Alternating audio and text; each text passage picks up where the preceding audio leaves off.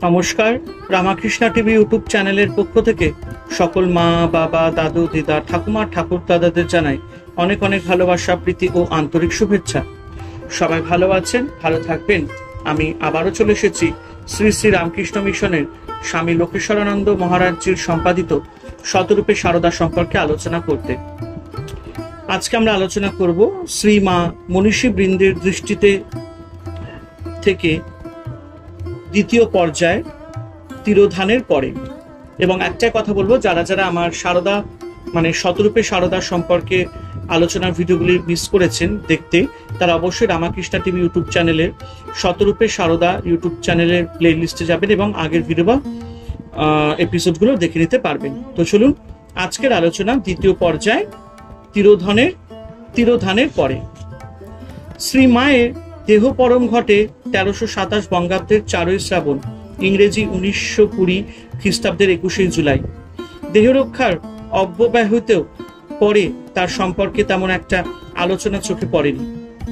ইংরেজি প্রবুদ্ধ ভারত জুলাই 1920, বেদান্ত কেশরী জুন ও জুলাই 1920 এবং বাংলা উদ্বোধন শ্রাবণ 1327 পত্রিকায় তার তিরোভাবের সংবাদটুকু শুধু প্রকাশিত হয়েছে।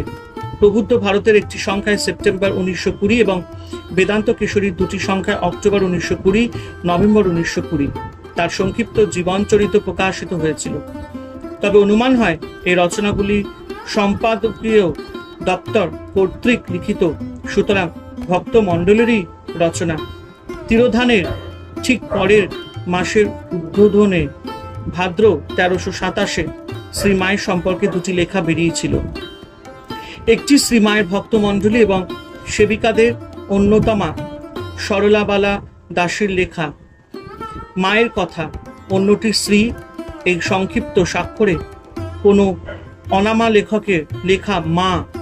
ঠিক এর পরের মাসের উদ্বোধনে ও আশ্বিন 1327 শ্রীমায়ের সম্পর্কে বিমলানন্দ নাথ নামে একজন ভক্তের একটি স্মৃতিচারণমূলক রচনা মাতৃদর্শনে প্রকাশিত হয়েছিল।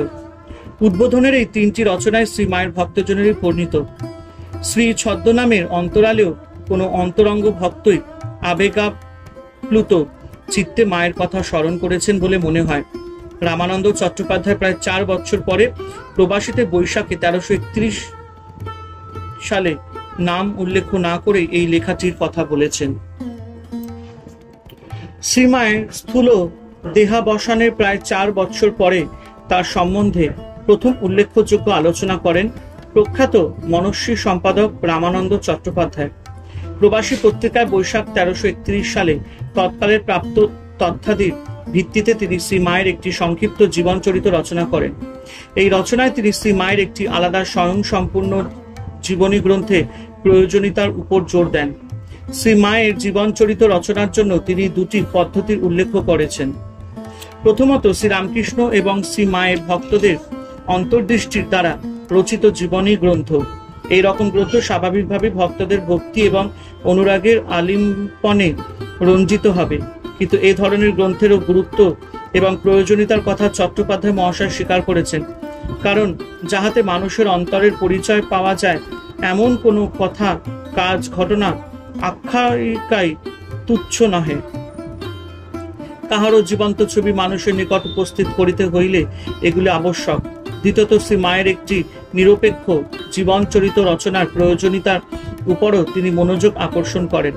তার মতে এমন একটি জীবনচরিত লেখা উচিত যাহাতে সরল ও অবিমিশ্রভাবে কেবল তাহার চরিত্র ও উক্তি থাকিবে, কোনো প্রকার ব্যাখ্যা, টিকা, টিপ্পনী, ভাষ্য থাকিবে না।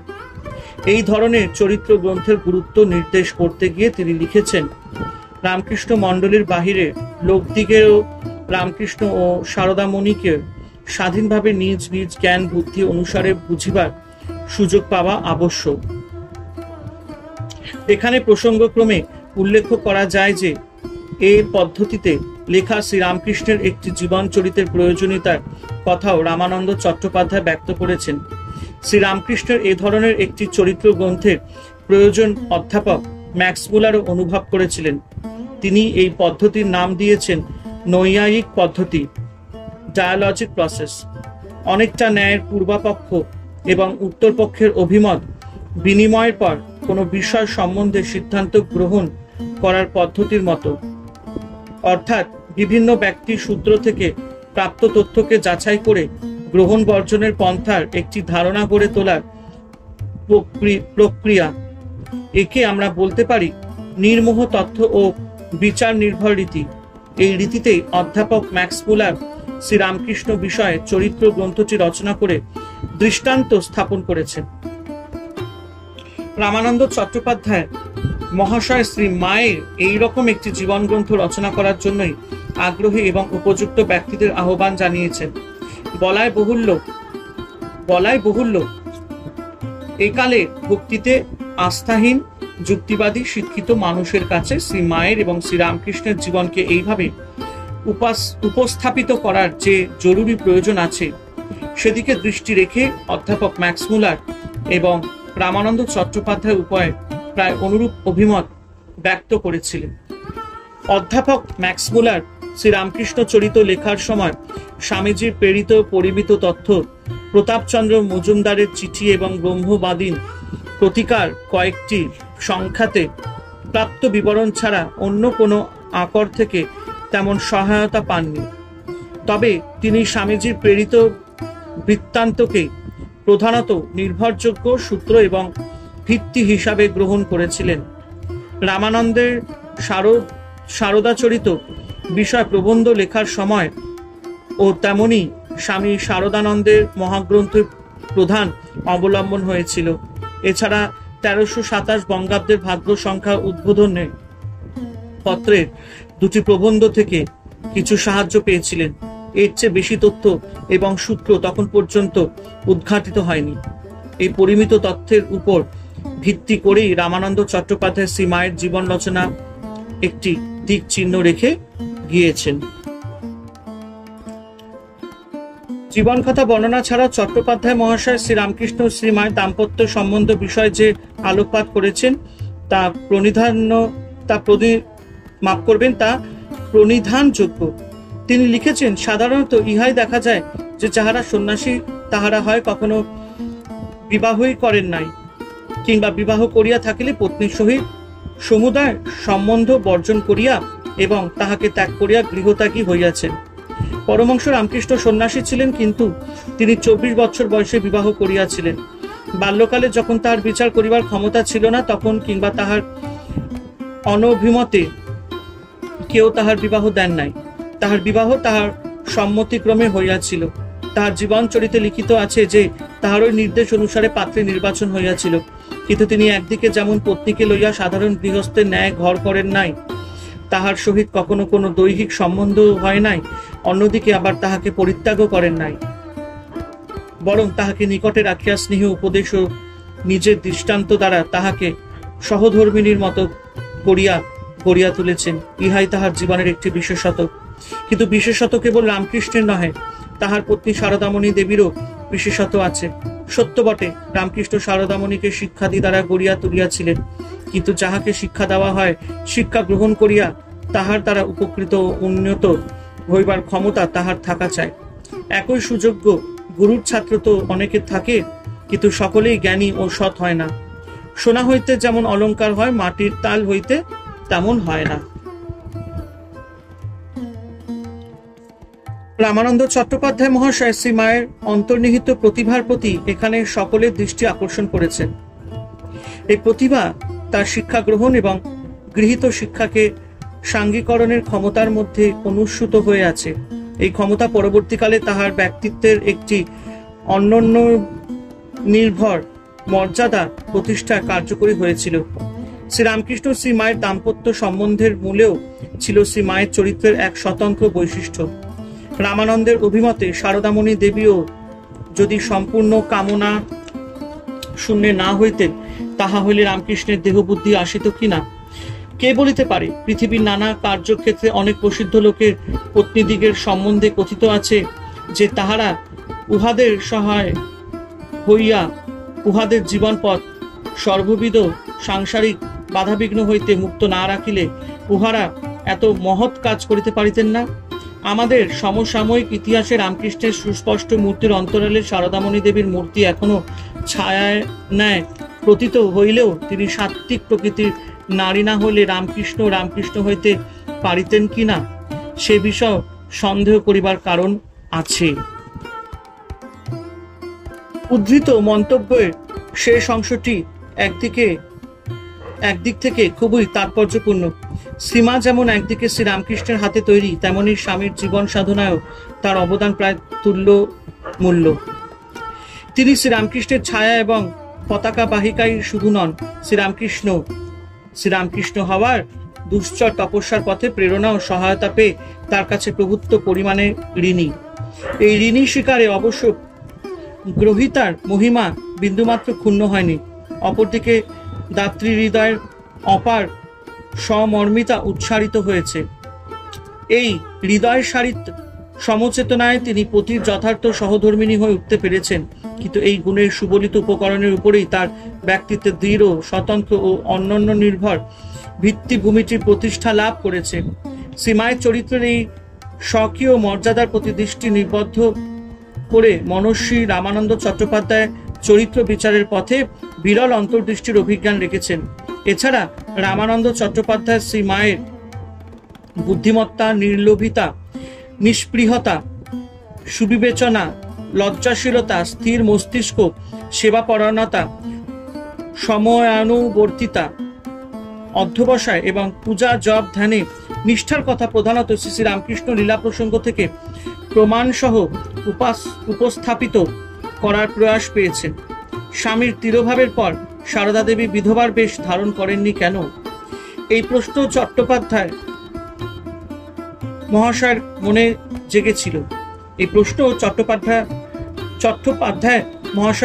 জেগেছিল। এবং এই মর্মে তিনি শ্রীরামকৃষ্ণ শ্রীমায়ের এক ভক্তকে চিঠি দিয়ে সে উত্তর পেয়েছিলেন, তা খুবই বিস্ময়কর।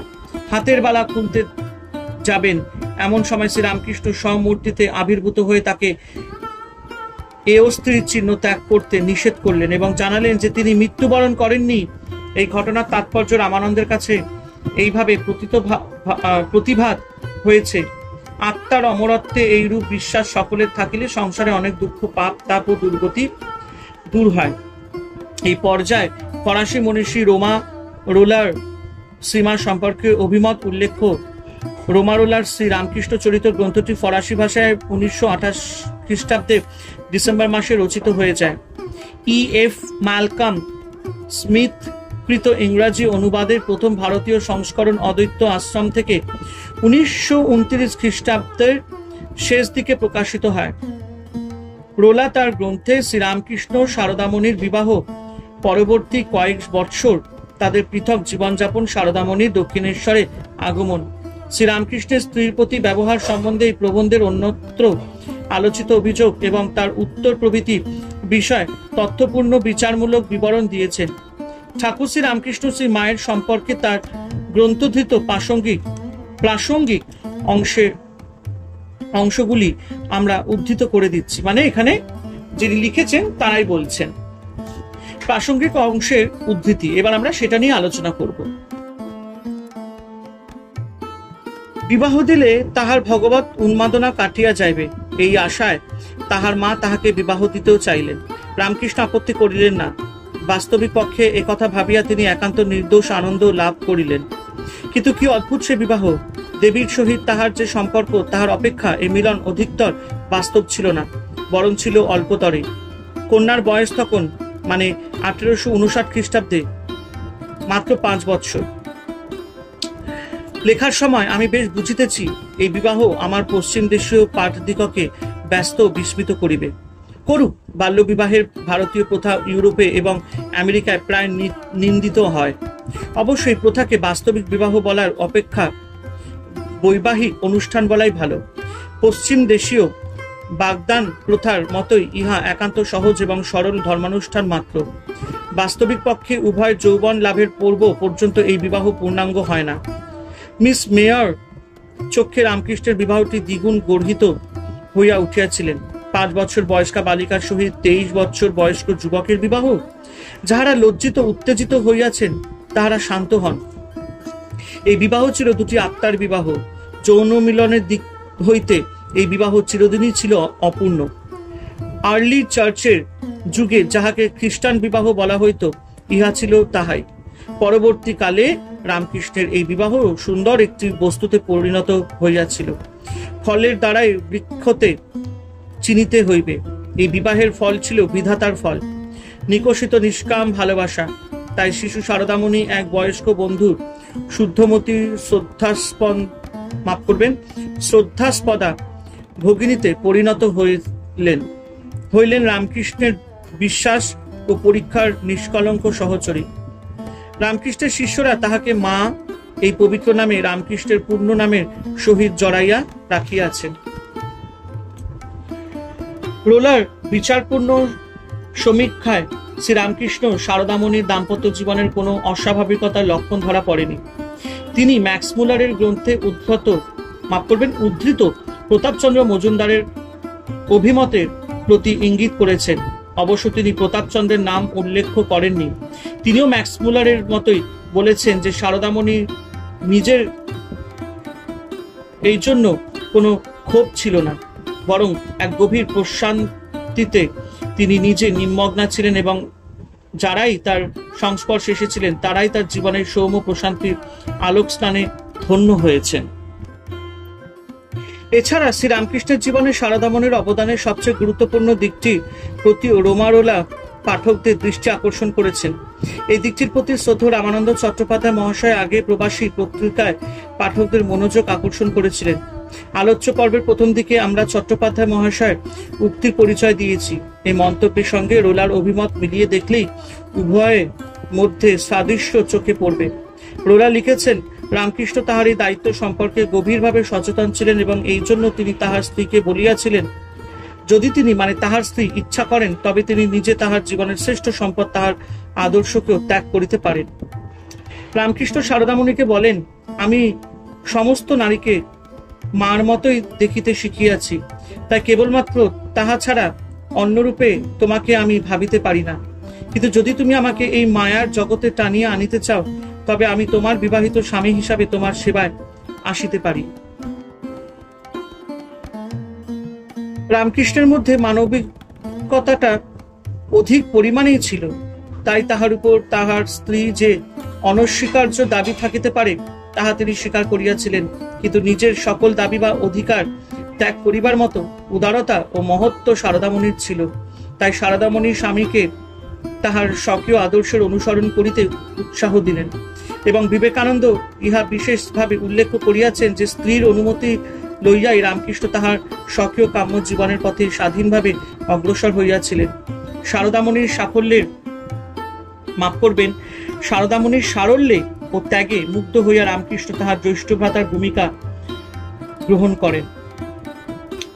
শ্রীরামকৃষ্ণের জীবন সাধনায় শ্রী মায়ের ত্যাগ ও নিষ্কাম ভালোবাসা যে কত বড় প্রেরণা ও সহায়কের কাজ করেছিল তা রামানন্দ চট্টোপাধ্যায় এই রোলা পৃথিবীর দুই মহাদেশের অধিবাসী হয়ে প্রায় একই রকম সহৃদয় দৃষ্টি আলোকে বুঝে নিতে পেরেছেন।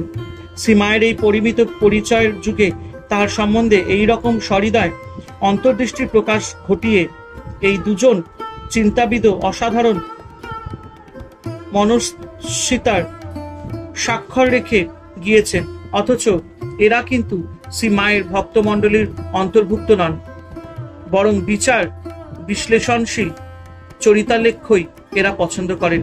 এই বিচারের তৌলদণ্ডে শ্রীরামকৃষ্ণের সাধনায় শ্রী মায়ের নীরব সমৃদ্ধ অবদানের নিহিতার্থ এরা নির্ণয় করেছেন। হরে কৃষ্ণ কৃষ্ণ কৃষ্ণ হরে হরে, হরে রাম রাম রাম হরে হরে। জয় শিব শম্ভু, জয় দেবী দুর্গা দুর্গতি নাশিনী, জয় মা কালী।